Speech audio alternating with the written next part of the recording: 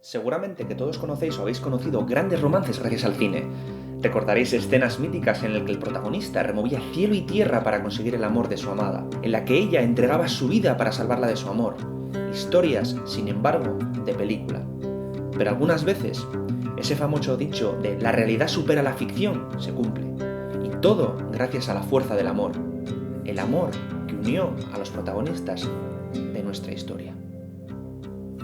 Pues sí, esta historia es totalmente real y para conocerla mejor tenemos que viajar a un país mágico, un país de leyendas, que es China. Es un país, ya lo sabéis, místico, un país que tiene muchísimos años. Y nos tenemos que ir concretamente a la provincia de Jiangyin, que está situada en el suroeste de China, una zona muy escarpada, una zona que se caracteriza por tener muchísimas montañas, por tener bosques, por tener muchísima vegetación y tener centros urbanos pero muy aislados unos de otros. Esto comienza en la década de 1940. Liu Wenyan y Xu Xiaoqing se conocieron, no sabemos cómo, lo que está claro es que sí lo hicieron y se enamoraron perdidamente el uno del otro. El gran problema que tuvieron fue que, en primer lugar, él tenía 19 años, trabajaba en el campo, era de familia campesina, y ella tenía 29, 10 años más que él. Encima, acababa de quedarse viuda. Su marido había sido un importante cargo público en la administración de la capital. Su amor estuvo por encima de todas las cosas. Las dos familias se opusieron. Primero, una familia adinerada se opuso a que esa mujer se enamorase de un, por así decirlo, un pobre, ¿no? De un pobre campesino. Y la familia de él, los campesinos, pues se negaron a que él se casase con una viuda mayor.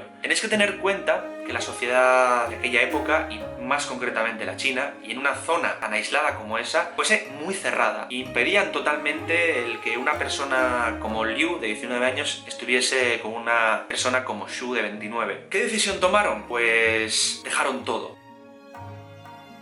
Y abandonaron la ciudad, dejaron a sus familias y se fueron a vivir como ermitaños a las montañas. Concretamente a unas cuevas que conocía Liu. El gran problema fue que estas cuevas estaban situadas a más de 1500 metros de altura. El gran problema es que también la meteorología era súper adversa. Durante mucho tiempo del año el acceso a estas cuevas es muy peligroso porque la zona por la que se suben es muy escarpado y, bueno, corres el riesgo de matarte despeñándote por la montaña. Por lo que cuando empezaron a vivir con lo opuesto. No tenían ni electricidad, ni radio, ni teléfono, ni televisión. Se quedaron totalmente aislados del mundo que les rodeaba. Y esto es importante porque en ese momento, a finales de los 40, azotaba a China los últimos coletazos de la guerra civil que enfrentaba al Partido Nacionalista Chino, el Kuomintang, con el Partido Comunista Chino de Mao Zedong. Como ya sabéis, ganó el Partido Comunista y China se convirtió en un estado comunista, cosa que ellos no se enteraron, porque vivían totalmente aislados del mundo, como os he dicho. Al principio fue muy duro, tuvieron que alimentarse de raíces y de frutos que encontraban en el bosque. Poco tiempo después empezaron a cultivar y se iluminaban con una lámpara de queroseno que había llevado Liu. El gran problema que tuvieron fue que él tenía que bajar 2 veces por semana para comprar aprovisionamientos, si no, no podrían sobrevivir en aquellas circunstancias tan adversas, y esto conllevaba bajar al pueblo, dejando sola a Xu durante 3 días y 3 noches. Esta idea no le gustaba absolutamente nada a Liu, por lo que decidió empezar a tallar con sus propias manos, con un cincel y un martillo, empezó a tallar en la piedra viva peldaños de una escalera, llegado el momento, para que pudiese bajar con muchísima más facilidad y su vida no corriese peligro. Esta tarea le llevó a Liu 50 años de su vida. Talló más de 6000 peldaños. Dedicó toda su vida a construir un monumento natural para que su esposa, en el momento que necesitase bajar al pueblo, no corriese peligro. Empezó su tarea en 1952 y la acabó en 2002. 50 años de reloj. Esta historia pasó desapercibida para todo el mundo, salvo para sus hijos, porque sí, formaron una familia, y gracias a ellos, esto llegó a oídos de las autoridades locales, que después de mucho deliberar, en 2006 decidieron